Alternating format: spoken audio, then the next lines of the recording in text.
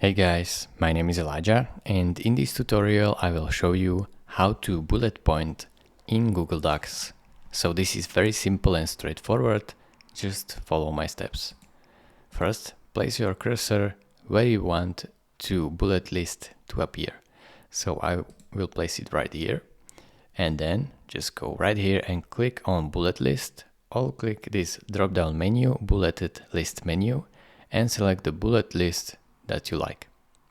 I will select this basic one, so type something and then press enter, type another thing and press enter, and as you can see the bullet list is automatically creating. Or if you want to create a bullet list from the things you already have, just select them and then press bulleted list.